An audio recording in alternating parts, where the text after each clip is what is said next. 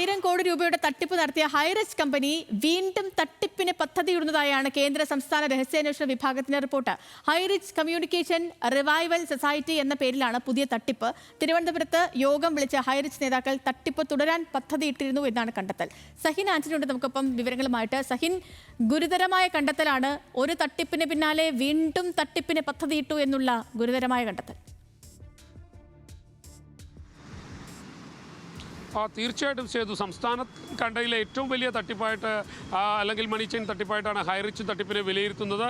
ഇതിൽ തന്നെ ഹൈറിച്ച് തട്ടിപ്പ് നടത്തിയ അതേ ആളുകൾ തന്നെ മറ്റൊരു തട്ടിപ്പിന് പദ്ധതി ഇടുന്നു എന്നുള്ളതാണ് കേന്ദ്ര സംസ്ഥാന രഹസ്യാന്വേഷണ വിഭാഗങ്ങൾ കണ്ടെത്തിയിരിക്കുന്നത്.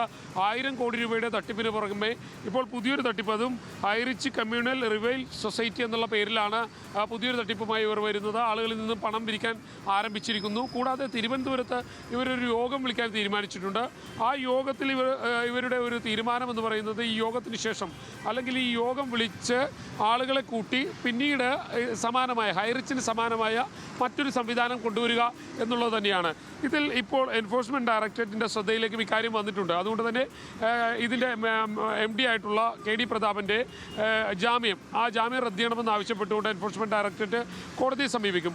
കൂടാതെ ചില ആളുകൾ ഈ കേസിൽ പ്രതികളായിട്ടുള്ള സീന പ്രതാപൻ, ജിനിൽ, റിയാസ്, ദിനു രാജ്, ലക്ഷ്മൺ, ദിലീപ്, കനകരാജ്, സുരേഷ് ബാബു, പ്രശാന്ത് നായർ, ബഷീർ, അങ്ങനെ ഫിജീഷ് കുമാർ, ഇങ്ങനെ ഇവരുടെയൊക്കെ അറസ്റ്റിലേക്ക് എൻഫോഴ്സ്മെൻറ്റ് ഡയറക്ടറേറ്റ് പോകാനുള്ള ഒരു സാധ്യതയും തള്ളിക്കളയാൻ കഴിയുകയില്ല.